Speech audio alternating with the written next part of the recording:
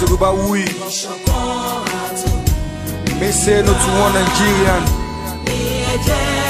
The country of kidnappers, full of the S-men, bandits, tribalism, godfatherism, nepotism. Say no to one Nigerian. I stand with your bad nation. I said no going back. I said no staying back. No going back. The bad nation. Where we stand. Where we stand.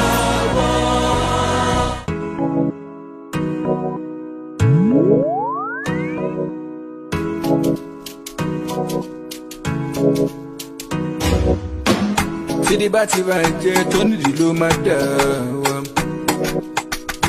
Daddy, lọ́dọ̀ yà ní bá sùn lọ́rù. $20 million ní lọ́wọ́ wa. Níbo la ti fẹ́ $20 million? Lọ́dọ̀ yà ní bá sùn lọ́rù. Wọ́n náà máa pa lọ́la tó àbá tí rí $20 million tẹ́lẹ̀. Wọ́n náà máa pa lọ́la o.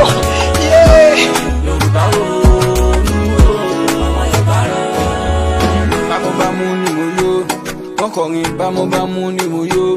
Wọ́n mọ̀ pé bí ń pọ̀ mẹ́ni kọ̀ọ̀kan o. Bámúbámú ni mo yó. Insecurity everywhere, bloodshedding everywhere. Òmìnira ṣáàlà wa ń fẹ́. Tó bá ní kọ̀ọ̀kan wo lè gẹ́ ní tákàn ẹ̀ lọ́nà. Àwa ò ṣerú ẹni kankan mọ́ o. Ṣé bí ẹ̀ ń la fẹ́ kán gbọ́?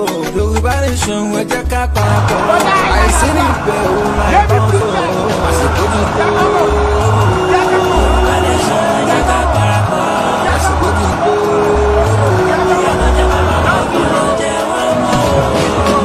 Tí ní bá ti máa jẹ tó ní ìlú máa dẹ̀ ọ́. Ibi tẹ́ bá wà dé àdé tí tẹ̀ padà.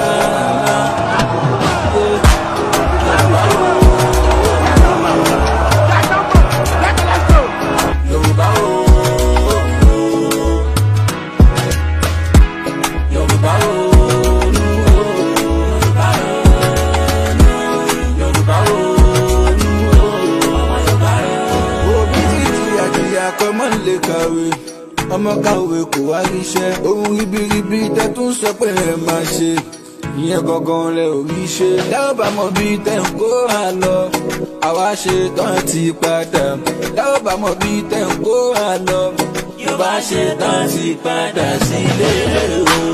A ò ṣe mọ́ àwa ń lọ a ò ṣe mọ́ àwa ń lọ Ògún ẹ̀ dìde Ṣàngó ẹ̀ dìde Ọbàtálá dìde Alálẹ̀kẹ̀ dìde lọ́balọ́ba kẹ̀ dìde Yorùbá ẹ̀ dìde sídi bá ti bá jẹ́ tó nídìí ló máa dà ibi tẹ́ bá wà dé adẹ̀ tí fẹ́ padà.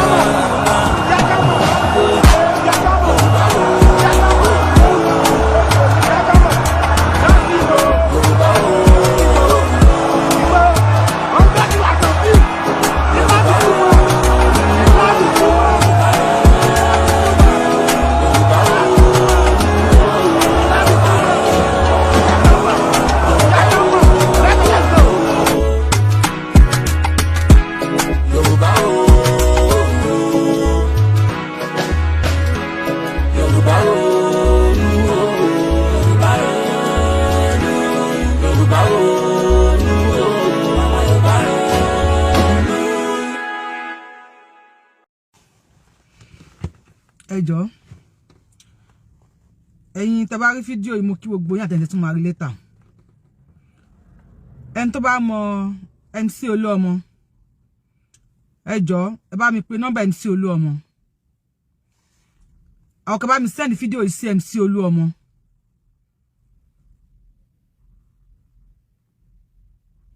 this is getting out of hand yo it's getting too much yo àwa ò bẹ̀rù anybody lórí ìṣàn tó wà lẹ́lẹ̀ yìí we no dey fear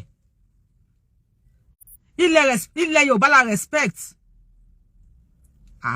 pa jẹ́ balẹ́rù kò sí tó máa pàgbà tá ní bá pè lórí ẹ̀ ń bẹ̀ o a dẹ̀ ń sọ̀rọ̀ kí lẹ̀ Yorùbá má bàjẹ́ kí lẹ̀ Yorùbá má dàrú nǹkan tún fọ́nbù wípé kí lẹ̀ tí ì sọ lórí boy Kotonu yẹn tí ẹ máa là kò ní dá fún ẹ tó bá sọ mí I challenge you tó bá sọ mí kò ní dá fún ẹ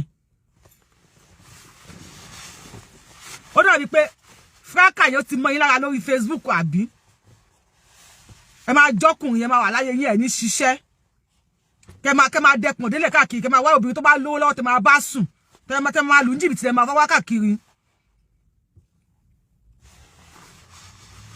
ẹ wá gbọ́ o tó bá mọ nọ́mbà MC Oluomo èmi ò fẹ́ wàhálà èmi ò kì í jà àmọ́ máa ń kọ ẹ̀gbin nígbà míì you talk nonsense àṣìbọ́ta à ń sọ pé kílẹ̀ ìwọ má bàjẹ́ kílẹ̀ ìwọ má dàrú kó má dẹ̀ pé a lose focus Yorùbá nation àti Yorùbá politician kó má dẹ̀ pé à ń jà mo ń bọ́ ẹ̀kí tu gọ́ọ̀mù ẹnu mi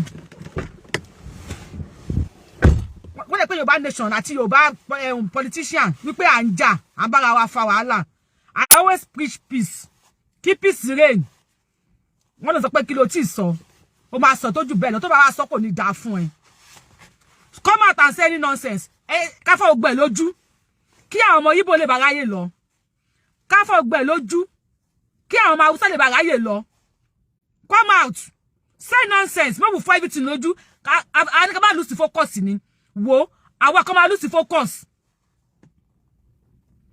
àwọn kan máa lose focus ẹ máa fèsì ẹ àwọn kan máa bá Yorùbá nation lọ àwọn kan máa fèsì èmi náà nínú politician APC o àwọn kan máa bá APC lọ the more we divide the more tí àwọn Fúlàní àtàwọn ọmọ Ìgbò máa lọ́nà lọ ẹnìkan ló máa dùn fẹ́ nìkan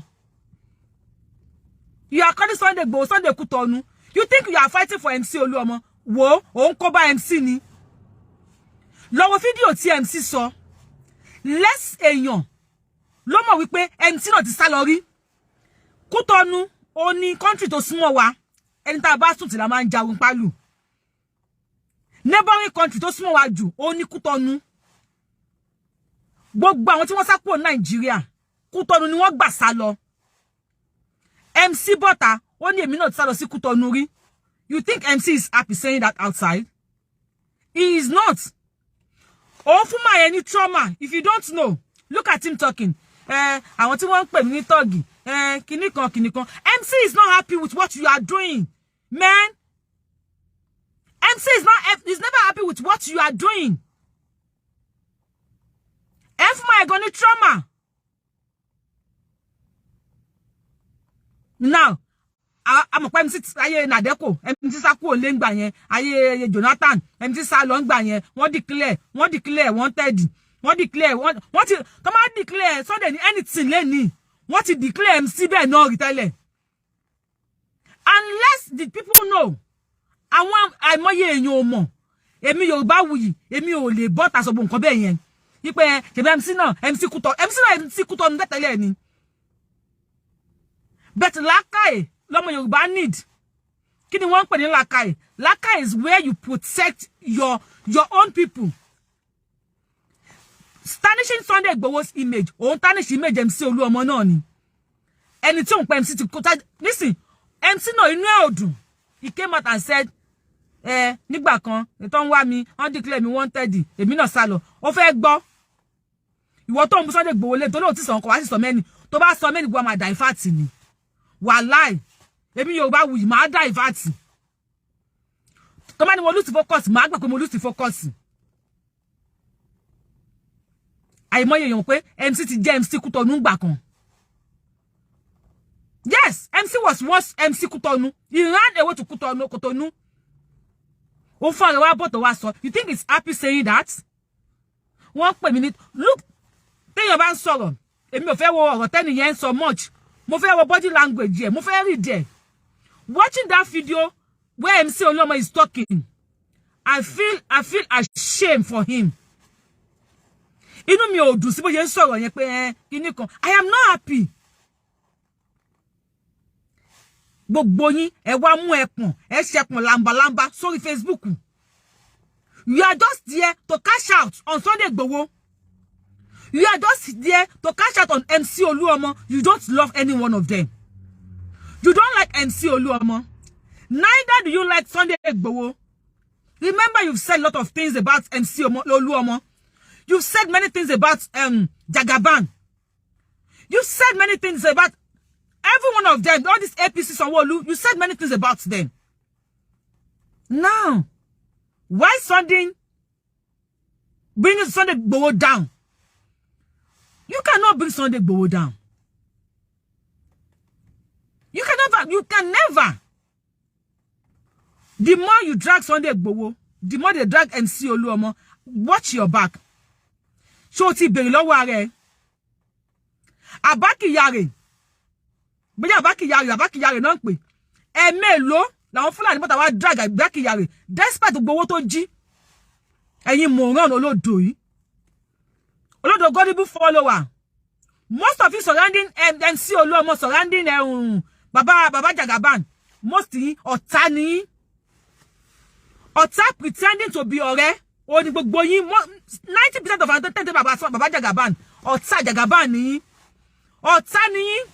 And moron ni. Selfish interest yin lẹ ń jà fún. Àpò yin lẹ ń jà fún.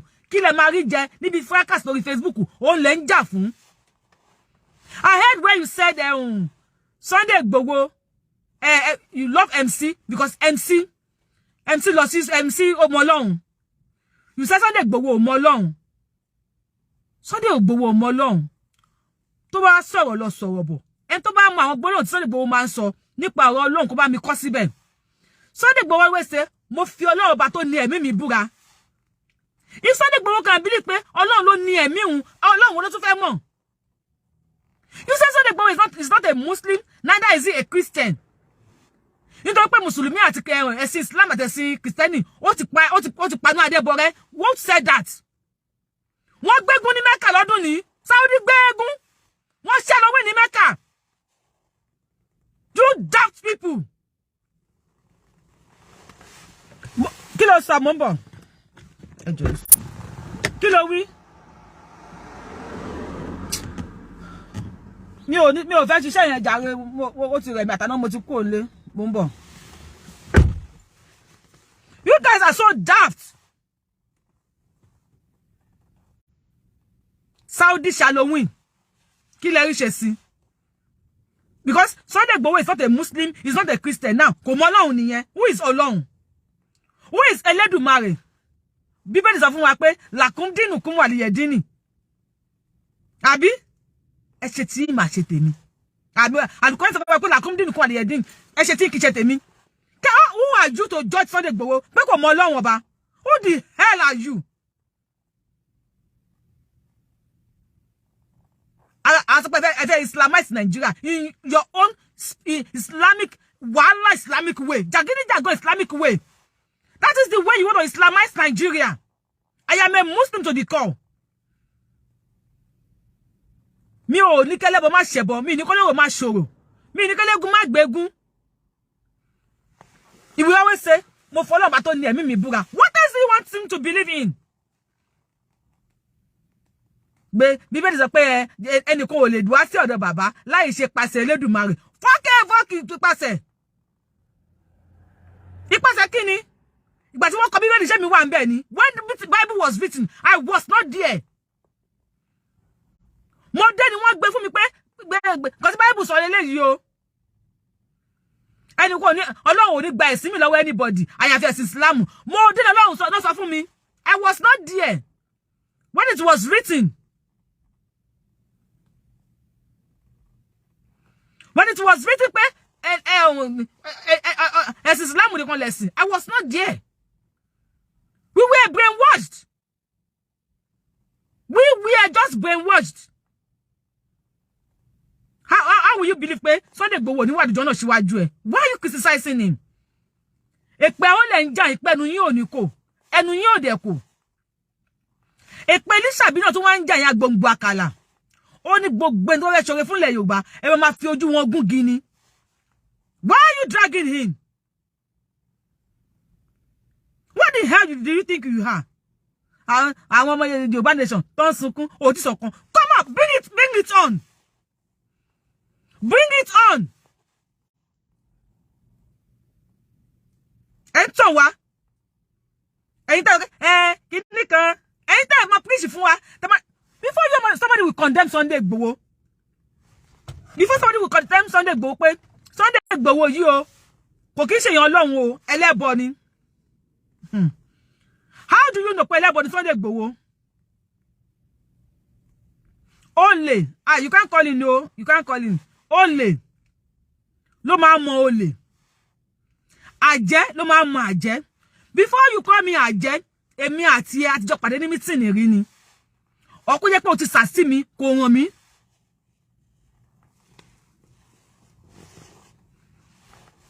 You can't see post and you can't comment. I don't know. Facebook kò kàn ṣe kan tó wùn ni. Olè ló máa mọ olè. Ẹ wá fi ẹ̀sìn tàn wá. And ẹ̀yin wo lè máa preach ẹ̀sìn fún wa. Ẹ̀yin wo lè fẹ́ preach ẹ̀sìn fún wa. Obìnrin yín. Ẹ̀yin tá ń preach pé Sunday Igboho mọ́ Ọlọ́run yìí. Obìnrin yín ìjáàbù ló fi ṣe jàgídíjàgan lórí Facebook. You guys have never come out and preach against it. Ẹ̀yin á gbé ìjáàbù sórí ẹ máa bú èpè gbóná jólẹ̀. Àwa tá aláwo mélòó ló ń bú aláwo. Ọlọ́ṣun ò tí gbé eléégún lọ sí station rí o. Ẹ̀yin àfáà tẹ́ wà lórí Facebook bẹ́ẹ̀ ń gbé yín lọ station lè gbé yín lọ kóòtù. Ẹ bọ́tà kẹ́ wá sọ̀rọ̀ ajá tán aláwọ̀ lílọ. You won't say more than that. Why do you expect me not to jatọ àtàná tí mi ti délé níbo tí máa fọnu?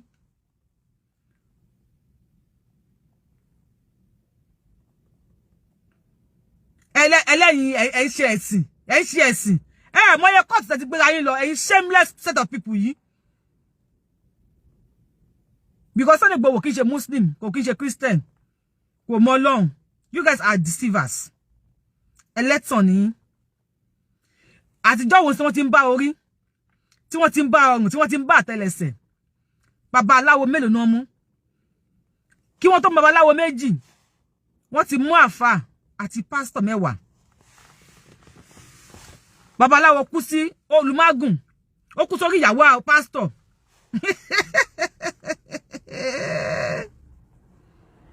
You deceive people.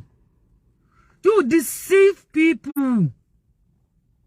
Leave Sunday Igboho alone. Leave Sunday Igboho alone.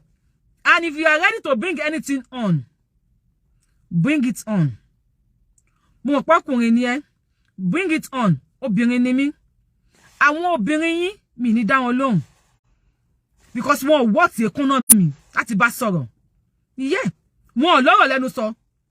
Àwọn tí wọ́n lè campaign fún candidate tí wọ́n kó yanrantí. Foolish set of people. Àwọn tí wọ́n mọ̀ nǹkan tó ń pè ní campaign. Àwọn tí wọ́n mọ̀ nǹkan tí wọ́n pè ní support. Ẹni tí mo ń tẹ̀lé yìí o candidate mi yìí o mo support ẹ̀. Àwọn tí wọ́n mọ̀ bá ń ṣe lè takú opponent candidate wọn. Wọ́n ètò àti tó pọ̀ ń kàwé o àti tí ò kàwé o wọ́n ò lọ ṣe research. We have APC, we have PDP, we have Labour Party, AAC, whatever party. Wọ́n lọ ṣe research. Who is Sowore? Dump gullible followers. Wọ́n lọ Mr. Wisdom, you're welcome, sir. Wọ́n lọ ṣe research. Who is Mr. Wisdom? Thank you for the fucking Sunday Igboho tẹ́ ṣe. Mo appreciate it. God bless you. Wọ́n lọ bẹ̀ pé who is Sowore? Kí ni Sowore ṣe? Kí ni àwọn bí tí Tinubu ti dájú Sowore lọ? Because you are mumude weli. Ẹ lọ bẹ̀rẹ̀. Ẹ lọ ṣe research. Who is Atiku? Ọ̀nà wo ni Atiku fi bà Nigeria jẹ́? Tí Tinubu fi dájú Atiku lọ. Who is Obi Tererente? Ẹ lọ ṣe research ẹ. All you will come for Sunday Igboho, you call him Bobo Kutonu yẹn. Mo pé tó lọ sílé Sunday Igboho, bó jẹ́ omi lásán, ó mu níbẹ̀. Ikú tó bá jẹun ẹni, tó ló máa pa ni. Ẹ sọ fún irú ikú bẹ́ẹ̀ pé ikú jàkújàkú ni ikú máa tún kú. Bó jẹ́ ìyẹ̀pẹ̀lẹ̀ Sunday Igboho, ó wọnú bàtà ẹ.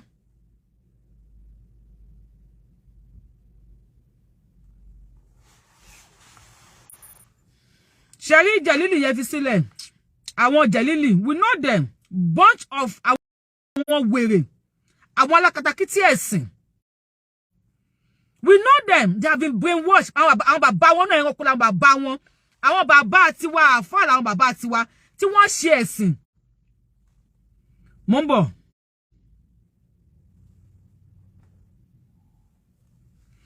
Ṣé bẹ́ẹ̀ tí olórí burúkú ẹ̀rẹ́ tó ń bù mí ṣe bẹ́ẹ̀ tí rí Jalili. Jalili ṣe ti orúkọ ẹ̀ Jalili mo rí tààlà ẹ wojú ẹ̀bẹ̀yẹ pọ́n bí ẹ̀yẹ ẹ̀ná ẹ wo wèrè. Àwọn tá jẹ́ tajálà lọ bọ̀gán wọn fàlà fún wa lójú báyìí. Ṣé olórí burúkú tó ń bù mí ó máa ṣe orí burúkú ni ó máa ṣòfò ni. I am not here fún wọ̀. Bọ̀dá ẹ̀ ni mo wà níbí fún. I am not here for you Jalili. Ó máa ṣe orí burúkú ni because I never call you here. If my nose is too much, lọ bá àwọn bàbá yín tó wọ́n kọ́ yín ní akatakítí ẹ̀sìn. Àwọn bàbá tiwa tí wọ́n ti ẹ̀sìn tí wọ́n fara gbolẹ̀ láti gba Islam wọn ò gbà pẹ̀lú jàgídíjàgan.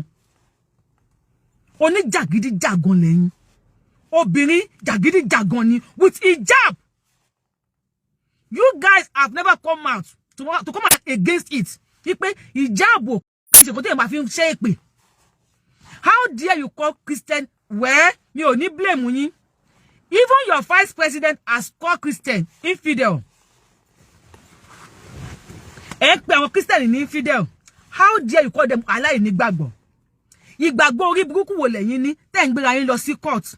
If truly you believe in God, if truly you believe in God you are serving, tíyàn bá ṣe wo ṣe fílẹ̀ fọ́ Ọlọ́run ọba kọ́lọ́run bá ṣe ìdájọ́ ẹ̀. You take yourself to court. Court ni o.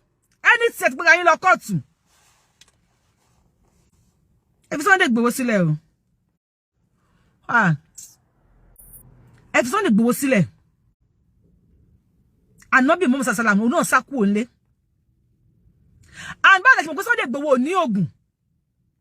Tí ẹ ò bá bá iṣẹ́ ogun lọ sọ́dọ̀ ẹ̀. Ìwọ tó bá kì í ṣe àjẹ́ o lè pè mí lájẹ́. Ẹ bá iṣẹ́ ogun lọ sí ọ̀dọ̀ Sunday Igboho ni. Ẹ má yẹ kẹ́yàn kọ́tọ̀ yín o. Tí àfáà kan bá preach fún yín pé kò séwé kò ségun. Wọ́n parọ́ fún yín ni. Ewé ń bẹ, ògùn wà. Fáwọn tó mọ lílù ẹ̀.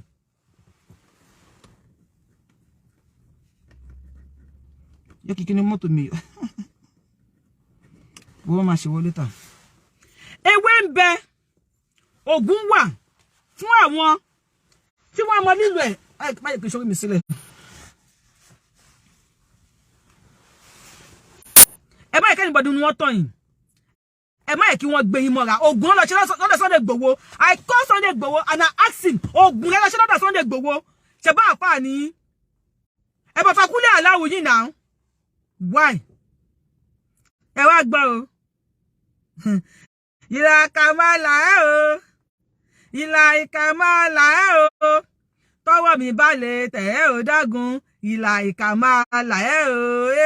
Tí n bá mú Sunday Igboho sọ́wọ́ báyìí, máa ń rún. Tí n bá mú Yorùbawuyi sọ́wọ́ báyìí, máa ń rún. Ìlà ìkàmálà ẹ.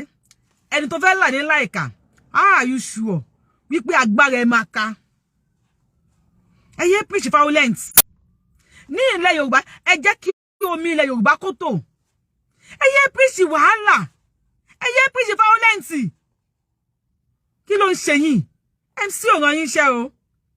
Àmọ́ òtún ló máa ń ṣe wọn rárẹ̀. Ọmọ inú mẹ́ni yín. Gbogbo yín pátápátá inú mẹ́ni yín. Kò dẹ̀ ẹ wò. Sunday Igboho kíní kan ni. Kò sí ẹ̀yin tẹ́ pera yín ní gbogbo yín lẹ̀kẹ̀ most of you. Mùsùlùmí ni yín. Ẹ̀yin tẹ́ pera yín ní Mùsùlùmí. Ẹ lọ ṣe research yín dáadáa. Ìdí tí wọ́n fi ń wẹ òkú níta. Kí ló yẹ tí wọ́n kí ń wẹ òkú níta gbangba? Ẹ lọ ṣe research yín. Torí kò sí ìdí ẹni tó máa túwò tí wọ́n ní bá ìgbẹ́. Bẹ́ẹ̀ ni mo sọ fún yín. Kò sí fùgẹ́ tó máa tú tí ò ní sí ìgbẹ́ ńbẹ̀. So go and do your research properly. Ìdí tí wọ́n fi ń wẹ òkú níta. Má sọ̀rọ̀ sí lágbájá. Ọmọ tó máa bá lẹ́nu ẹ̀. Ẹ rántí ibi tẹ́ ẹ ṣe kékeré. Àwọn kan gbébẹ̀ tí wọn ò nífẹ̀ẹ́ yín. Ibi tẹ́ ẹ dàgbà sí. Àwọn kan gbébẹ̀ tí wọn ò nífẹ̀ẹ́ yín. Lórí Facebook yìí, àwọn kan wà níbí tí wọn ò nífẹ̀ẹ́ yín. And they are ready to bring out your ẹ̀sìn. which you don't even remember when you did it. The more you think you can nail Sunday Igboho, people will nail you. Last, federal government, evidence against Sunday Igboho, and they will still see some evidence against you guys. Yoruba ni Sunday Igboho. From you, Mo. If you bring anything on what? Obìnrin làwa. Taba so I am happy olóbìnrin nílé. Taba so taba fo ogbe lójú. Last ma ni ó yẹ bẹ̀bẹ̀. Olóbìnrin ò ṣe kin kí àti sọ̀rọ̀. Obi ma bàbá mi I am happy ipe mo súnmọ́ bàbá mi ọkùnrin jọkùnrin. Bàbá mi ani tí ọkùnrin bá jí láàárọ̀. Ó ní a mú tó wẹ̀lẹ̀. Bàbá mi dọ́kùnrin bá jí láàárọ̀. Ó máa mú ṣòkòtò ẹ̀, ó máa so okùn ẹ̀, ó máa lé. Tẹ́ bá ní kí ló dé tó fi so okùn ẹ̀. Ani ìlú yóò ní tú lókun ṣòkòtò tó ń so. Bàbá mi ní obìnrin a máa tú aṣọ a máa ro ni. A máa tú aṣọ a máa ro ni. Tó bá ní kí ló dé. A ní tó bá lè tú kó tú. Nẹ̀ṣọ́ tó ń tú tó ń ro yẹn. Tẹ́ bá bring anything on. Àwọn obìnrin kan tẹ́ pa máa bring tí ò dá on. Last ó máa tú ilẹ̀ Yorùbá. Wọ́n tẹ́ fẹ́ bring on yẹn. Ó máa tú ilẹ̀ Yorùbá. Obìnrin làwa, àwa ò ní kí ẹ kó má tú. Last wọ́n máa ní ẹ mọ̀ pé obìnrin ni ó yá wọ́n máa ní ká bẹ̀bẹ̀ a dẹ̀ máa bẹ̀bẹ̀ ó dẹ̀ máa parí síbẹ̀ bẹ̀ ń tà sọ́kalẹ̀ òní tán láíláí kí ló ń ṣe yín kí lẹ̀ ń gbé tẹ̀ ń gbìn you think MC is happy inú MC náà ò dùn wọ́n lẹ́lẹ́fọ́ ó ní o wọ́n lẹ́fọ́ ìṣe wà tutù báyìí ó lẹ́fọ́ mi ò ń ṣe tàtàn look at MC coming out MC ẹni tó jẹ́ kí ló máa ń pè wọ́n ni camera shy ní MC camera shy àwọn tó pé wọ́n máa ń tijú láti bọ́ síwájú camera ni ìgbà tó ti forí ẹ̀ lóṣù ká tó ti ń ja iye ẹ̀ wẹ́rẹ́wẹ́rẹ́ is camera shy kò lè face camera now MC is coming out every day now wọ́n pa àwọn tó ń pè mí lọ́mọ ìgbọ́n tó lẹ́sìn ó ti ń ṣépè nísìn àwọn tó ń pè mí lọ́mọ ọ̀tá àwọn tó ń pè mí ní tọ́ọ̀gì ẹni tó bá sọ pé mo pààyàn kí ni ẹ̀ ń fi ìgbà míì mo sọ̀rọ̀ nípa Ìyábọ̀ Òjó àti princess àti bàbá Ìjẹ̀ṣà ó ti come to pass sometimes you think you are defending this person but ó mọ̀ pé ìpalára ló ń ṣe fónítàn MC náà ti fẹ́ di like Koko Zaria and sin Sagasa ìyẹn ẹ ti mọ̀ pé Koko Zaria ojú ẹ̀rẹ̀ Koko Zaria ó fẹ́ flex ó fẹ́ ṣe kínní wọ́n ṣe fíìmù MC gan wọ́n ṣe fíìmù mamok tí wọ́n ṣe wọ́n ò lè lo MC direct níbẹ̀ ọ̀tọ̀lẹ́ tó lò fún MC Koko Zaria ó lè act ó pinjú ó bọ́ta MC tó bá wò èèyàn tó pé àwọn tí wọ́n kí lè sọ̀rọ̀ ẹnu wọn tán ni man provoke man. Sometimes you think you are fighting for some people, but you are doing much damage to their life. Gbogbo time sí náà rí nísìn, ó náà ti ń bọ́ta. Ẹni tó bá ní mo pààyàn, ẹni tó bá pààyàn, wọ́n máa fi dà pa ni. Jẹ́ kí etí ẹ̀ dì mọ́. Jẹ́ kí brain ẹ̀ settle mọ́. Gbogbo ọ̀rọ̀ kọ́ lèèyàn máa ń gbé ẹnu sí. Bọ́rọ̀ ẹ̀ ṣe ń lọ, one day, MC will deny you. MC máa deny yín because ibi tí ẹ rò pé ọ̀rọ̀ méjì ti máa jáde lórí ọ̀rọ̀ Sunday Igboho á jáde pẹ̀lú ẹ̀rí. Ibi tí ẹ lérò pé ọ̀rọ̀ MC ti máa jáde á jáde. Àwọn èèyàn máa mú proof jáde pé MC lélẹ́yìn ẹ̀rí máa jẹ́ mi nìṣó ni. Èèyàn mélòó lẹ fẹ́ pa? Ìgbà tẹ́ pààyàn gan ebi ń pààyàn Nàìjíríà èèyàn mélòó lẹ fẹ́ rán lọ sọ́run èèyàn mélòó lẹ fẹ́ pa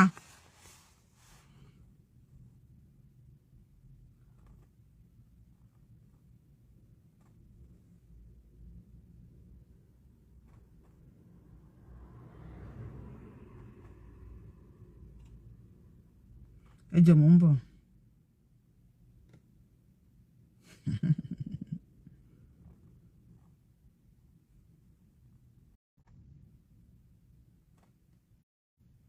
Lukman Moshood ṣe kó níta ló ń bá wí, ṣé mi ló ń bá wí. Nfẹ́ mọ̀ bí èmi ló ń bá wí àbí ẹlòmíì kí tó mọ̀ pé tí máa sọ sáyé ẹ̀.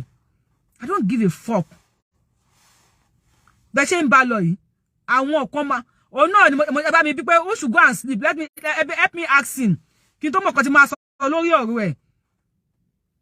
Lukman Moshood ṣé mi ló ń bá wí ṣe kó ní. Tá pé mi ló ń bá wí kọ síbẹ̀ pé mi ló ń bá wí kí n fúráyé fún ẹ̀jẹ̀ ní ìṣẹ́jú kan. I love you too. En ko ba MC ni. Gbogbo àwọn ten sọ̀rọ̀ wọn yìí, fúnra wọn run. Ìgbẹ́ wà ní di MC. Ìgbẹ́ wà ní di Sunday Igboho, èmi tí mò ń sọ̀rọ̀ ìgbẹ́ wà ní di mi. Èyí ten sọ̀rọ̀ ìdí yín ò mọ̀, èyàn kì mọ̀ rìn kórí má mi. Àná oníkálukú ó affect eni ẹ̀. And when you are bringing nonsense on, ó máa affect ọ̀la, á tún máa affect ọ̀túnla tó ń jẹ́ àwọn ọmọ. Why? Tẹ́ bá níṣẹ́, ẹ lọ ṣiṣẹ́. Ẹ má jókòó tó owó Facebook nìkan. I must do fraka, I must do this, I must do that. Bẹ́ẹ̀ ṣe báyìí Yaya Gambari jẹ́ nìyẹn. The same way you ruin Yaya Gambari's life. Ọmọ yẹn tó bá fẹ́ help ọmọ yẹn ni, ó yẹ kẹ́ mú Yaya Gambari. Even his 30 is whatever. Agbo ló mọ̀ ṣe ni, kíni ko ọ̀rọ̀ ló mọ̀ sọ ni. Ẹ jẹ́ kó mọ̀ pé ọ̀rọ̀ báyìí ló máa sọ. Ẹ mọ̀ pé ìgbà míì past àwọn àfáà ńlá tata ti bú nígbà kan. Tí Yaya Gambari ẹ mọ̀ pé tó ń búyàn. Ẹlòmíì ó ti bú o.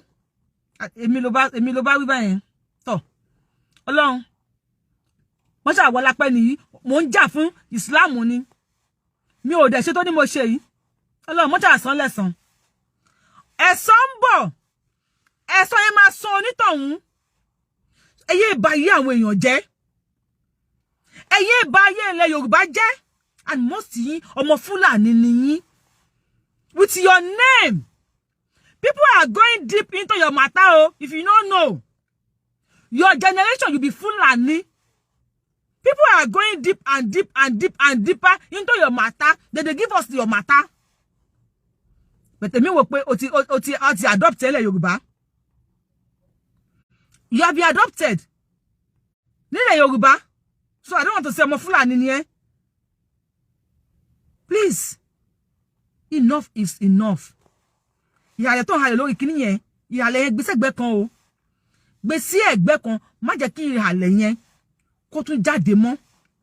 Ẹ fún Islam lórúkọ gidi. Ẹ fún Islam lórúkọ rere. Sunday Igboho kì í ṣe Mùsùlùmí, bẹ́ẹ̀ ṣe sọ fine. Bẹ́ẹ̀ ṣe sọ Sunday Igboho kì í ṣe Mùsùlùmí, fine. Kò kì í ṣe Kristẹni, good. Torí pé ẹ̀sìn Mùsùlùmí àti ẹ̀sìn Kristẹni ó ti paná Adébọrẹ́ lie you lie. Ẹ wá búra tẹ́ bá sín gbẹ́rẹ́. Ẹ wá búra tẹ́ bá ṣoògùn tẹ́ bá ṣe ẹ bá jà ṣe jẹ́. MC máa ń kírun tẹ́ mo yẹ like MC fine MC lè máa kírun. MC ò lè búra fún wa. MC ò lè bọ́ta gbogbo tó là láyé bí àwọn MC yẹn ṣé àwa jẹ́ múgun ni àwa jẹ́ nànà mú ni. Ṣé àwa jẹ́ nànà mú ni ọ̀dọ̀ bí tí nílẹ̀ pè wá ni MC jẹ́ chairman gbogbo garage park and garages kíníkan kò ṣoògùn àwa gọ̀ǹgọ̀ ṣúbi tí nílẹ̀ pè wá gọ̀ǹgọ̀ ṣéèdì tààrẹ bí tí nílẹ̀ pè wá MC ọmọ lọ́nkìn na today ẹ̀yin fọ́nra yẹ wá búra pé ẹ̀ ṣoògùn ẹ wá búra fún wa pé tẹ́tí wà yín porogodo ẹ ṣe ògùn o ẹ wá búra fún wa bẹ́ẹ̀ ẹ̀yin wèrè èyí tẹ́ ìṣó ló ń dè mọ́dì lọ kírun ẹ̀yin aṣíèrè ẹjọ́júmọ́ ìlọ nàìjíríà máa lè ẹ ti jẹ oríṣiríṣi ẹ ti mú oríṣiríṣi ẹ ti wẹ oríṣiríṣi ìṣẹ̀ṣe làgbà ìṣẹ̀ṣe ní àgbà.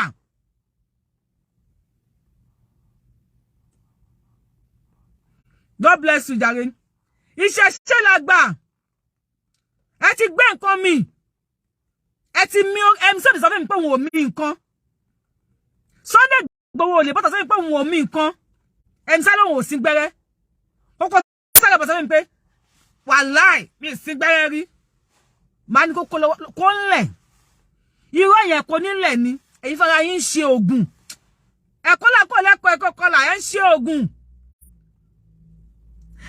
ẹ̀rọ amúgbó sì amúgbó lélẹ́yìí o igbó ló máa mú o ẹ̀ ń bú amúgbó èyí fara yín ń jẹwé o ẹ̀ ń bú amúgbó mo bẹ́ẹ̀ nílé ni mo wá yé orí mi ẹ bá yẹ kí n sórí mi sílẹ̀ ẹ̀ ń bú amúgbó mọ́sí yín lẹ̀ ń jẹwédú ẹ̀ ń bú amúgbó mọ́sí yín lẹ̀ ń jẹ ẹ̀fọ́ ẹ̀ ń pe Sunday Igboho wípé kò lẹ́sìn kò mọ Ọlọ́run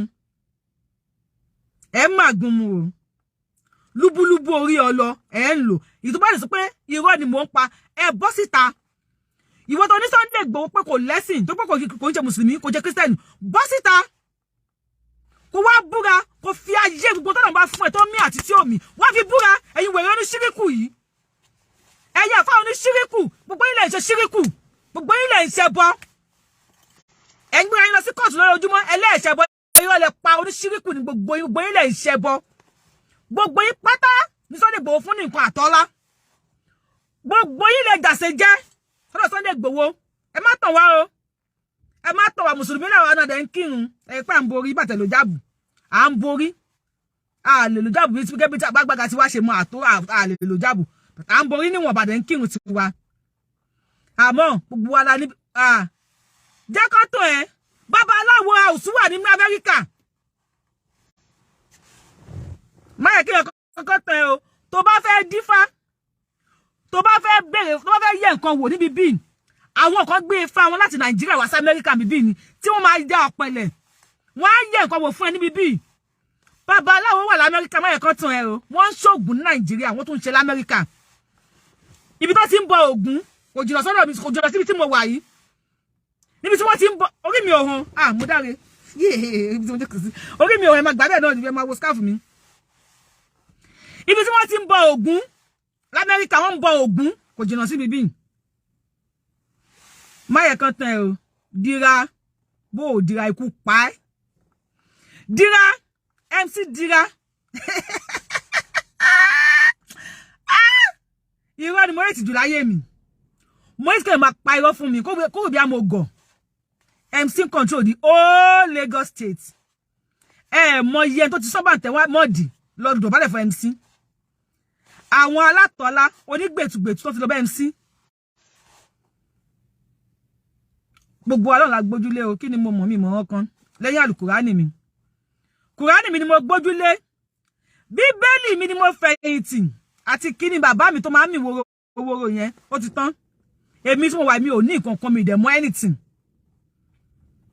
àmọ́ mo gbójúlé bíbélì mi lẹ́yìn bíbélì mi gbójúlé nǹkan mi àtúnfi alukurani mo gbójúlé alukurani náà lẹ́yìn bíbélì àti alukurani ṣé mo tún mi ò ní nǹkan kan àmọ́ kíni bàbá mi tó máa ń mi woro lúbúlúbú ojú ọlọ ká méwé ká mégbò mọ́ra wọn mo tún gbójúlé yẹn náà lẹ́yìn yẹn mi mọ́ irú ojúkojú lẹ̀ ń pa olófò ni ẹ fi Sunday Igboho kalẹ̀ wọ́n lè fẹ́ bring it on ó yẹ bring it on àwọn máa tàn wá wọ́n máa tàn wá ẹ máa tàn wá látàn wá àwọn èèyàn pàrọ̀ fún wa jẹ́ lọ sí ẹ̀ ń lára Sunday Igboho ni wàláì mo ti wá rí gẹ́gẹ́ bí ìlara jẹ́ lọ sí ló ń ṣe yín ẹ̀ ń lára Sunday Igboho ni ẹ wá fẹ́ gbọ́ o ẹni tọ́lọ̀ bá ti pè olórí ló máa jẹ́ ẹni tọ́lọ̀ bá pè olórí ní títí láíláí who dey call me 3 in 1 tí n bá gbẹ́ ẹ mú 3 in 1 kò 20 in 1 èmi tí mi mọ kankan èmi ọmọ ọlọ́mọ mo wà mí bí ìsìn ìyá àjẹ́ ni neighbor mi àjẹ́ ni neighbor mi ó gbé síwájú ilé ẹ̀ báyìí only the witch is inside America mi bí neighbor mi àjẹ́ ni ó dẹ̀ kọ́ síwájú ilé ẹ̀ pé àjẹ́ ló ń gbénu ilé mi bí àjẹ́ ni ọdún Halloween kò sí tó kó wá èmi Yorubawuyi èmi ọmọ dàgbàlagbà màmá ẹ kó wá àwa máa gbà máa jẹ tá bá Halloween ni o a ní ó yá candy rè àwa máa gba candy a máa jẹ a máa kò sí tó máa ṣe a Ajá is èèyàn. Àwọn oníṣègùn èèyàn ni wọ́n. Ẹ wá ń tàn wá. Ẹni ṣíríkù. Ṣíríkù lẹ́ ń ṣe. Ṣíríkù. Ṣíríkù. Ẹ̀yin ní ṣíríkù. Ṣíríkù lẹ́ ń ṣe. Ṣíríkù QUD ẹ̀. Ṣíríkù ṣe kí ni QUD ẹ̀? A máa ṣe ṣíríkù. A máa ṣe ògùn. Wàláì tàláì. Wàláì Ọlọ́run ògùn rẹ̀. Ògùn aládé ń gbọ́n. Àsìkò ti ń tó. Àsìkò ti ń tó. Mo wàhálà mi ò ṣiṣẹ́ o. Mi ṣiṣẹ́. I don't tire now. Ẹ bẹ̀ pa mí ni láti ìjẹta. Èyí tí mo sọ̀rọ̀ ti tán fọ́ lẹ́nu mi. Mi tí ro mi gidi mu. A máa ṣògùn o. Ọlọ́run. A máa ní ṣògùn kẹ̀. Mùsùlùmí ni wá máa ṣògùn. Wọ́n máa pè wá pé wá o ọ̀gbẹ́ni wọn lọ jẹ́ kó bẹ́ẹ̀ ajáfóògùn o. A máa sẹ́ndì owó lọ bá bẹ́ ajáfóògùn. Ẹni bá sì pé rí wẹ́bá à ń ka kùrù sí yìí mi bí iná o. Aláì máa ń ka kùrù sí yìí. Mọ̀dẹ̀ máa ń alámtàrà kéfà fàlàwọ̀ búkà gbogbo ẹ̀ là ń kà wọ́n ra wọn. Gbogbo tó wà nù Kùránì à ń ka díẹ̀díẹ̀. Psalm 109 à ń kà. Psalm 105 à ń kà. Psalm 55 à ń kà. À ń ka Jóòbù náà.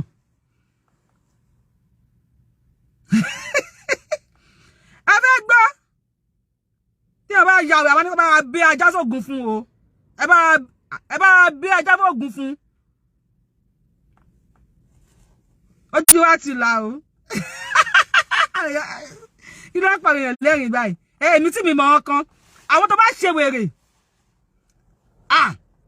Àwọn ní kò ẹ bá bẹ́ ajá sógun fún. Àwa ò ní ṣèkà fún yàn. A ò ní ṣe tọ̀rọ̀ yàn láburú. A ní sọ pé kí èèyàn má dáa. Àmọ́ èmi àdọ́dẹ̀ mi ìṣọ́kọ́ ní ṣo ẹ̀pọ́n ti ń pè mí.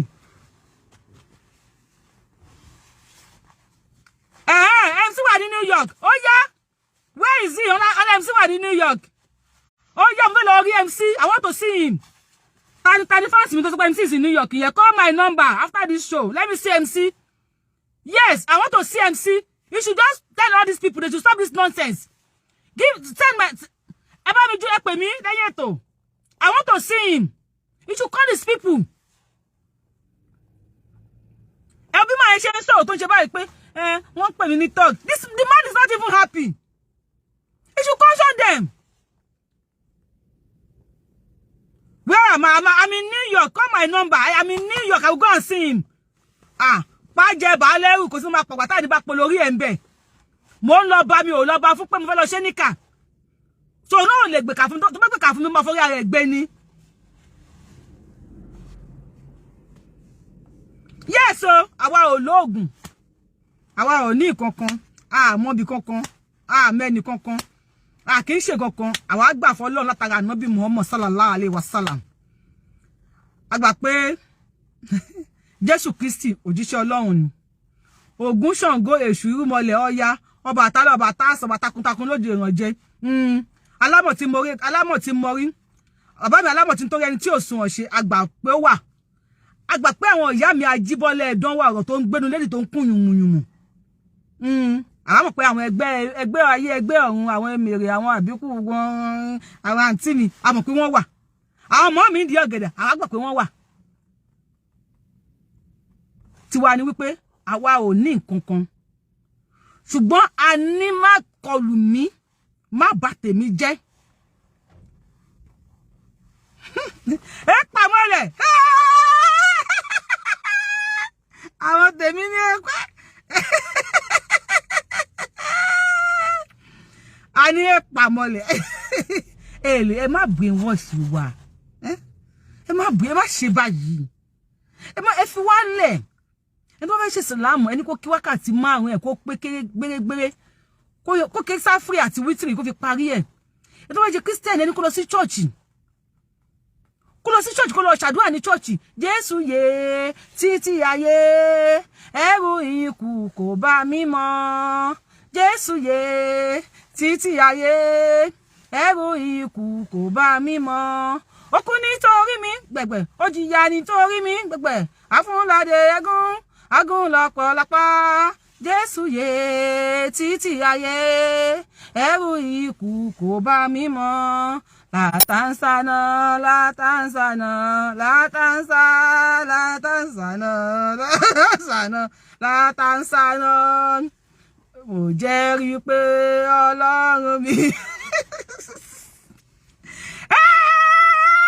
Pamọ́lẹ̀. Àwọn tó ń gbẹ́ni lẹ́yìn tó ń kún yánmuyánmu. Àmọ́ mi ń bẹ́bí tàtijọ́. Ó wà lẹ́nìí. Máa wà títí láéláé ni o. Ọlọ́run ya wèrè wọn lọ́wọ́ lọ́wọ́ o. Ọlọ́run máa dìná yín tọ́wọ́ wọn. Tó bá mú yín sọ́wọ́ ẹ̀jẹ̀ yín á gbẹ. Ọlọ́run á dìná yín pọ̀ wò mọ̀ yín. Ó dàpẹ́ ẹ ti sìnwín. Ẹ má pa mí lẹ́rìn. Ẹ̀yin bá sì má pa mí lẹ́rìn. Ẹ ti sìnwín. Tí àwọn mi bá mú yín sọ́wọ́ ẹ̀jẹ̀ yín á gbẹ. Kò sí yòó. Ẹ má yẹ kí n sọ̀rọ̀. The more you blackmail Sunday Igboho, the more people will be hating. People will hate Tinubu. Wallahi. You say I'm a commiserate. Sunday school, mommy. Sunday school every Sunday. Sunday school. Christian school ni mo lọ. Methodist school ni mo lọ. Christian school ni mo lọ. Ọlọ́kọ̀ tó bí wá sáyé. Ọlọ́kọ̀ tó bí mi. Inú tó gbé mi fóṣù mẹ́sàn-án tí mo fi wá sáyé. Abẹ́ tó bí mi. Abẹ́ Christian ni. Christian to the core. Kì í ṣe pé Christian lásán. Christian ìyá àjọ ló bí mi wá sáyé. Àtọ̀ tó tọ̀ mí wá sí inú Christian yẹn. Àtọ̀ Mùsùlùmí ni. Kì í ṣe Mùsùlùmí mi lásán. Àfáà ni.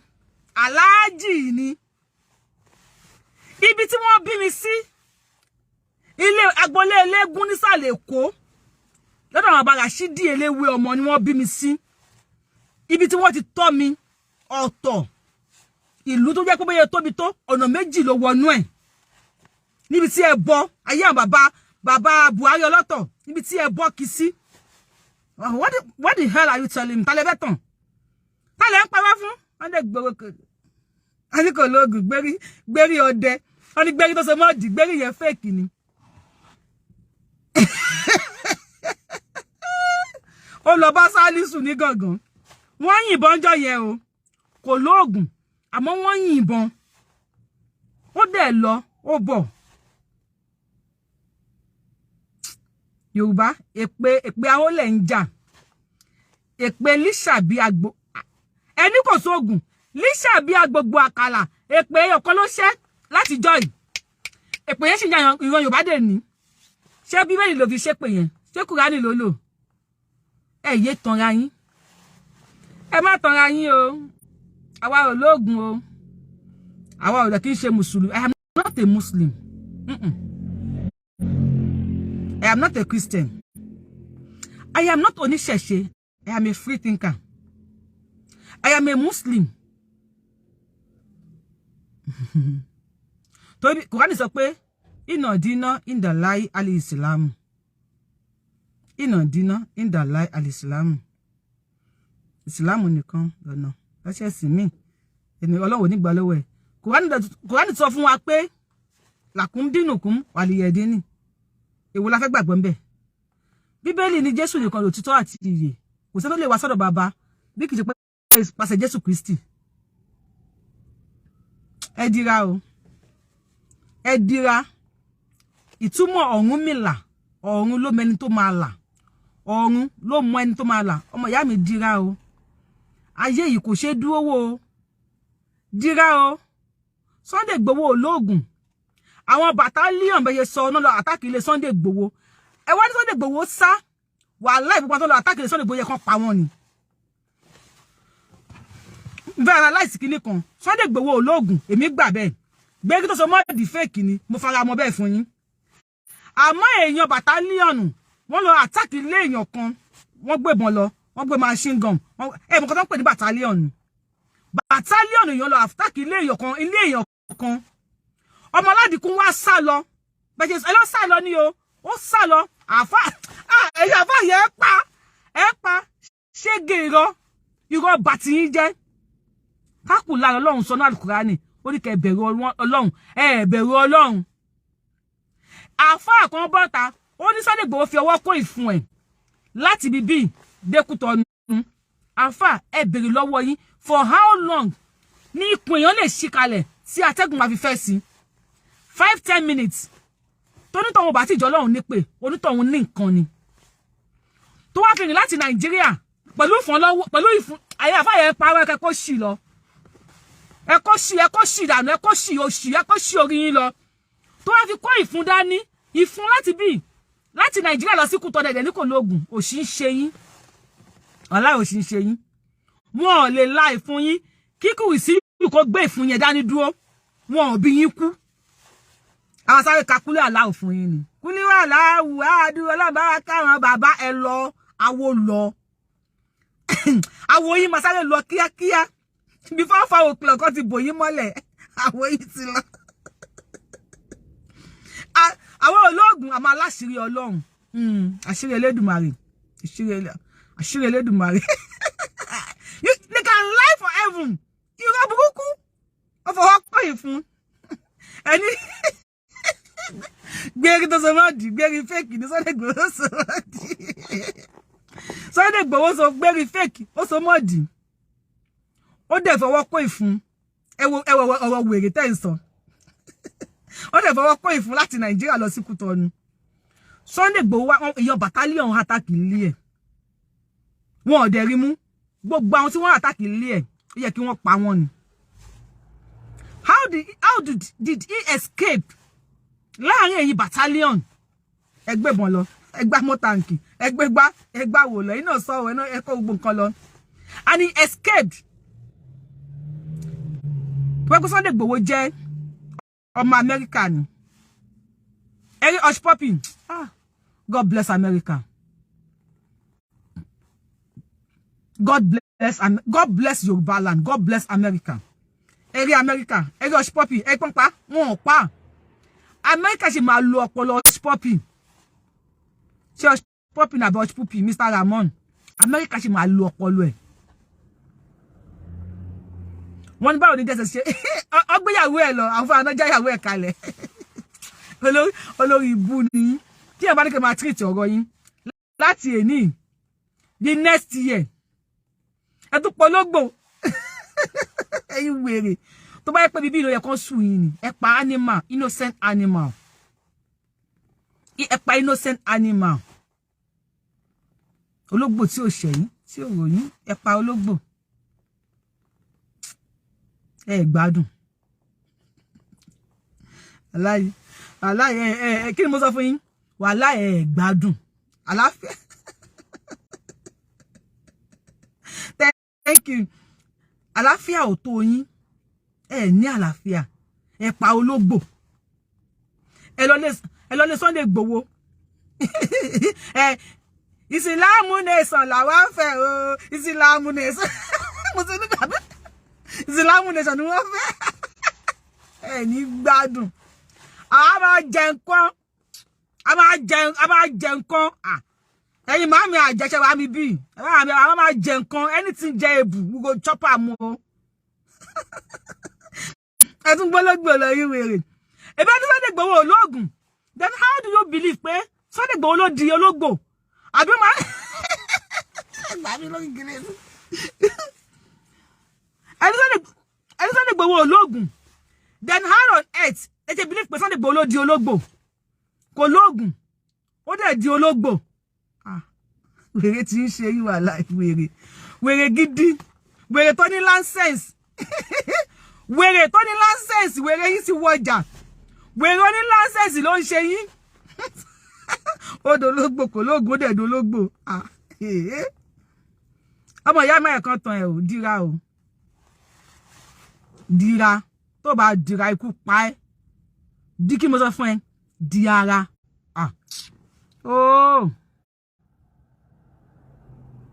ọmọ ìyá mi di ara ayé wà ayé ń bẹ èèyàn wà àwọn tó mọ ìtumọ̀ ewé àtegbò wà wọ́n ní kò sóògùn wàláhì wọ́n tàn ẹni nítorí pé Sunday Igboho kò wá sọ online kó gbé kíní sọ́rùn kó tó kíní mọ́ ọ̀rẹ́ ṣe ní kò lóògùn ìwọ tó bá gbé Akórèdé ní Bàdíà jásáré sọ ìtàn yìí èmi máa ń sọ bí tí mo gbé kẹlẹ lọ ṣe research orúkọ kẹlẹ lọ ṣe research mi gbogbo tí wọ́n bá sọ fún yín níbẹ̀ láì dá nípa mi bẹ́ẹ̀ ló ṣe rí ẹ̀yin náà ẹ tún fi ti yín kún mo gbà pé bó ṣe rí nìyẹn I don't care wèrè yín gba PhD dání ẹni BSc certificate wèrè wà lọ́wọ́ yín original license wèrè lẹ́gbà ẹ fẹ́ gbọ́ ẹ tó bá gbé Akórèdé wọ́n pè bàbá kan ní aníṣẹ́rẹ́ ogun náà máa ń pè tó bá wọ yàrá aníṣẹ́rẹ́ wo kí ni ẹyọ kan báyìí kí ló máa ń pè igbó ẹyọ kan báyìí ló wà ní yàrá aníṣẹ́rẹ́ tí mo sọ fún yín gbogbo àwọn olórin Ìjẹ̀bú náà máa ń kì àgàgà àwọn Ìjẹ̀bú water side máa ń kì dáadáa wo bàbá yẹn kò sí nǹkan nínú yàrá ẹ̀ tó bá ní aníṣẹ́rẹ́ inú oorun mi ìgò yẹn ló máa gbé a ní kò la inú yẹn máa lọ aníṣẹ́rẹ́ kíní kan ṣe mí ẹ bú yẹn ló máa bù fún ẹ wọ́n ti sọ pé èèyàn ń rọbí kò rí ọmọ yẹn bí aníṣẹ́rẹ́ ní kókó ó bu ẹbu yẹn sí wọn lọ́wọ́ báyìí ó ní kọ́nà fi sí lẹ́nu wọ́n lọ máa ṣe operation fún ni wọ́n ti rẹ́dì wọ́n ò tí palẹ̀mọ́ tíátà tán tó máa ṣe operation fún woman yẹn tó ti gbá wẹ́ẹ́ ó bí ọmọ yẹn láì ṣe operation aníṣẹ́rẹ́ ogun wọ́n máa ń pè aníṣẹ́rẹ́ ogun nílé ó ní olórin ibi adé kan kí Àjàní Mùkáíbà tó ní wẹ́lẹ̀ yìí bí adé o wẹ́lẹ̀ yìí bí adé aníṣẹ́rẹ́ o àwọn bàbá tí wá ní èmi ò ń fọ́ òbájọ́ olóògùn bàbá mi ni ẹ́ òbájá jẹ ìyá mi ni ẹ́ aníṣẹ́rẹ́ ogun subhanallah wo kò ní ò ní owó aníṣẹ́rẹ́ o kíníkan o mi ò ní owó o kíníkan anígbà gba wàárẹ̀ tó máa ṣe ẹ́ láàánú tó bá bọ́ta wàárẹ̀ ni tó máa ṣe ẹ́ láàánú àwa ò sá fún wọn àwa ò sọ pé lẹ́bọ ni wọ́n mùsùlùmí ni wà máa ń kírun àpò wọn lẹ́lẹ́bọ wọ́n ṣayé tiwọn àbá náà ń ṣayé tiwa why condemn Sunday Igboho ayuwa ó tún wá ń lérí wọ́n sọ pé òun lérí ìlérí èlèmí bọ́ta fún o pé òun lérí pé Sunday Igboho máa jáde fún pé ò tí sọ̀rọ̀ kan o sì máa sọ mẹ́wàá wàláì mi retí kò sọ̀rọ̀ aláì Ọlọ́run ṣe wọ́n monetize page tí monetize page tèmi náà fákàlẹ̀ fẹ́ ṣe God bless you àwọn tó máa níṣẹ́rẹ́ tí ń sọ̀rọ̀ àníṣẹ́rẹ́ ogun wẹ́lẹ̀ yìí bí adé o wẹ́lẹ̀ yìí bí adé àníṣẹ́rẹ́ ogun ẹ̀gúngún mi epo ẹ bá ń gbépo wá ẹ̀gún ti gùn mí ẹ bá ń gbépo wá ẹ bá mi gbépo wá ẹ̀gún ti gùn mí Àjàní bàbá àwọn tí Àjàní Mùkáíbà bàbá epo God bless you àwọn tí wọ́n mẹ́ni tí mò ń sọ nìyẹn aníṣẹ́rẹ́ kí lórúkọ olórin Àjàní Mùkáíbà tó fi kí aníṣẹ́rẹ́ ó ń ṣe pátí olówó kan wá síbi olówó yẹn wá náwó ó wá náwó gbogbo àwọn tó wà lójú agbo wọ́n ń kú òǹbẹ fún ó fi owó yẹn mi ìdẹ̀ gbóyìnbó owó tó ná yẹn ó jẹ́ káwọn yẹn kó lójú agbo fún olùkọ́ wọn gba ojú agbo ohun tí Àjàní Mùkáíbà àti aníṣẹ́rẹ́ tó fi di pàdídè nínú yẹn aníṣẹ́rẹ́ tí ò lówó lọ́wọ́ ó wá bọ́ sójú agbo ó wá ń tọwọ́ bàpò ó wá náwó fún Àjàní Mùkáíbà ó ń tọwọ́ bàpò that is why when you see anybody ní party tí wọ́n náwó fún eléré ọ̀gbẹ́ni tí owó àpò ẹ bá ti tán ya fún wọn ní o má dúró ya ní o bẹ́ẹ̀ gbọ́ wá ń lé wàá kọ̀ parẹ́ ìdànù ni Àjàní Mùkáíbà wá ń kọrin ó kì í máa yẹn aníṣẹ́rẹ́ wá náwó aníṣẹ́rẹ́ náwó máa yẹn náwó débi pé gbogbo owó tó ní lọ́wọ́ ó tán ó ní káwọn ọmọ lọ sílé kó lọ gbé owó wá wọ́n tún lọ ń gbówó wá wọ́n tó náwó tó wá náwó yẹn fún Àjàní Mùkáíbà aníṣẹ́rẹ́ sọ fún mi pé ọmọ aróòkè ló máa ń pè mí ọmọ aróòkè èmi tó pé gbogbo àfi tí igi ò bá sí mọ́ ládùúgbò yẹn ló kù aníṣẹ́rẹ́ ní gbogbo ewé tó wà lórí igi tó wà ládùúgbò yẹn ló ń jẹ́ owó lásìkò yẹn tó bá ti ṣẹ́jú sí igi kan báyìí gbogbo ewé tó wà lórí ẹ̀ ó máa di owó bọ́ sí òun ní àpò ló ná fún Àjàní Mùkáíbà wọ́n làwọn ná títí máa yẹn ó sun kúkọ̀ lójú agbo ni ẹ̀dẹ̀ ní kò sóògùn ògùn wà ó ẹ má yẹ àwọn ọmọ pé kò sóògùn wọ́n ń ṣògùn o wọ́n ń ṣògùn o má yẹ kán tán ẹ o ẹ bá yẹ kọ́ tán ẹ o wọ́n ní kò sí oògùn àwọn fún ara wọn ṣe yálà oògùn burúkú oògùn wọ́n ṣe bẹ́ẹ̀ ṣe ń wò wọ́n yẹn aníṣẹ́rẹ́ ogun àwọn ọlọ́ba àfọ̀hún ké bàbá àwọn bàbá nìyẹn bí mo páàsì wọn o páàsì wọn tó sọ fún wa ò dá àwọn bàtà wà fi mọ̀ wọ́n dá sáwà wọ́n dẹ̀ jẹ́ ọmọlúwàbí sí wa so ẹ fi Sunday Igboho sílẹ̀ ẹ má bà ilẹ̀ Yorùbá jẹ́ MC àti Sunday Igboho wọn ò ní kọ́nu kọ́rọ̀ wọn ò ní grievances láàrin ara wọn ò ní ìjà Sunday Igboho kéré nú ayé o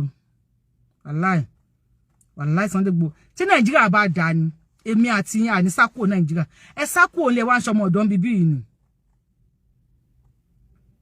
God bless you àwọn tí wọ́n máa níṣẹ́gẹ́ wà àmì òpá àwọn family àdíṣẹ́gẹ́ wà bíbí yìí o èmi àti yín tí Nàìjíríà bá dá ni àní sákò ní Nàìjíríà ká máa wá ṣí ọmọ ọ̀dọ́ ní bíbí àdìsá ò kéré nú ayé o Sunday Igboho sí àṣejẹ fún yín o ẹ fẹ́ nara yín sọ o ẹlẹ́yìí dànù kí ló dé gbá in the first place làkún dínùkún wàlìyẹdínì ẹ̀yẹn ṣe ti yín káwa ṣe ti wa mo tí yóò bá ní jẹyìn ní fi irun mú kò tó fún mi ní àṣejẹjẹ àti pé mo fẹ́ jẹ ni Sunday Igboho fọ́ọ̀sì yín pé kẹ́ gba àṣejẹ àdìsá ò kéré nínú ayé o ogun abẹnú gangan ń bẹ fáwọn tó mọ lílu ẹ̀ gẹ́gẹ́ bí ọmọ òdùrà mo gbà pé ewé ń jẹ má tọra yín ewé ẹ wo irọ́ náà pa fún yín wàláì tàláì wàláì bíláì lẹ́sẹ̀ ẹ tó sọ̀rọ̀ yẹn wàláì tàláì irọ́ ló pa fún yín wàláì Ọlọ́run irọ́ ló pa fún yín ó mọ̀ pé oògùn wà ó dẹ̀ ń ṣe oògùn tí ó bá ṣògùn ẹni kó bọ́ sórí tó íńtánẹ́ẹ̀tì kó fi gbogbo ayé ẹ̀ kó fi búra àmọ́ wọ́n lè búra èké o ẹ̀ mọ̀ pé búra èké náà wà àmọ́ àpàdà ṣẹ tí wọ́n bá ṣe ṣíríkù tí wọ́n ṣí ẹbọ Sunday Igboho tó kò kírun ọ̀rọ̀ yẹn dùn mí gan tó Sunday Igboho kírun kò mọ Ọlọ́run irun subhanallah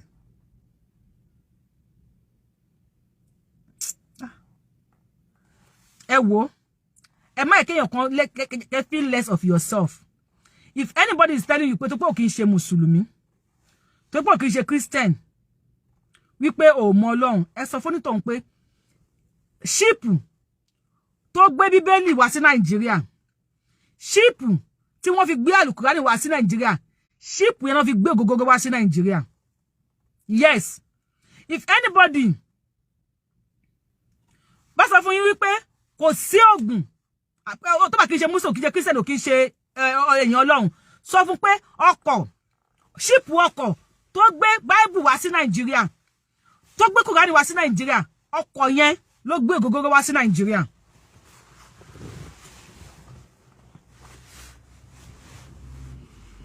ọkọ̀ yẹn mo sọ fún yín pé ni wọ́n fi gbé ògógóró wá sí Nàìjíríà ẹ má kéèyàn kan tán yín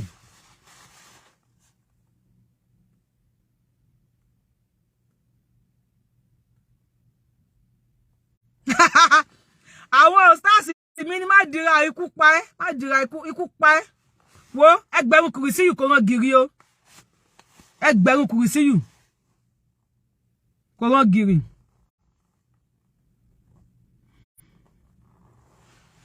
ẹ wò jẹ́ kí n máa lọ síbi iṣẹ́ à ń lọ síbi iṣẹ́ àwọn onírọ́ ó dùn mí ẹ lè rí ológbò yìí ológbò àwọn màmá ó ti jẹ orí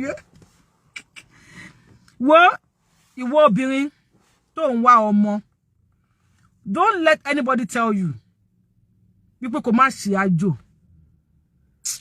má yẹ kí anybody tán ẹ o Saudi wọ́n fi tùràrí yẹn ewé ni o wọ́n fi tùràrí lórúkọ ẹ̀ Jerusalem wọ́n láwọn kan fi ewé wọn ṣe o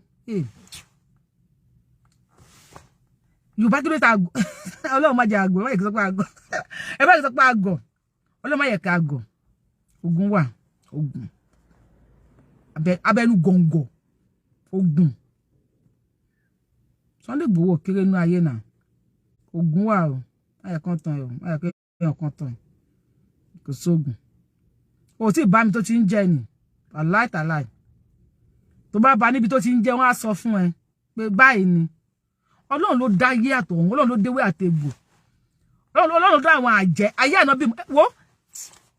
Ẹ jẹ́ kó máa tàn yín. Ayé Ànábì Muhammad sallam, àjẹ́ wà, àjẹ́ ó wà nígbà yẹn àjẹ́.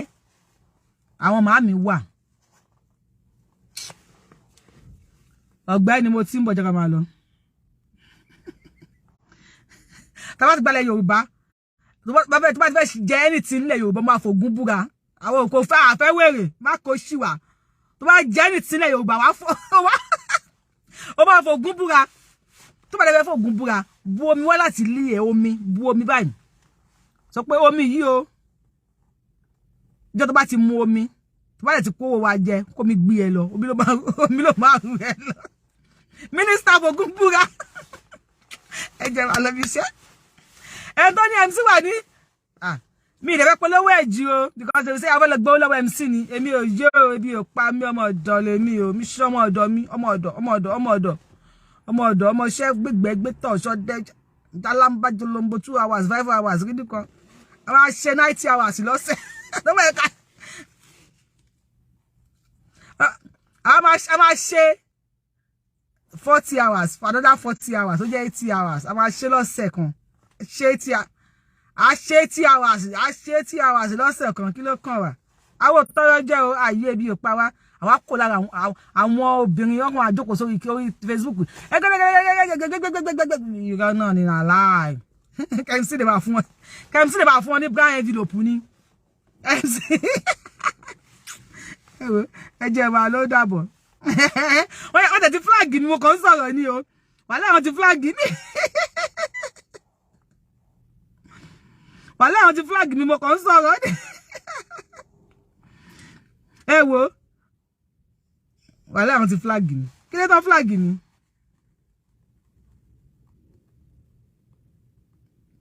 kí ló tán flag mi wèrè lẹ́ni tó flag mi wèrè wọ́n ti flag mi wọ́n ti flag mi o wọ́n ti flag mi o wọ́n ti flag mi wọ́n yẹ bá mi tẹ́lẹ̀ fàlàgbé but wọ́n ti flag mi I've been flagged already wọ́n ti flag mi wọ́n ti flag mi kí ló tẹ́ flag mi no mo sọ̀rọ̀ but wọ́n ti flag mi bí now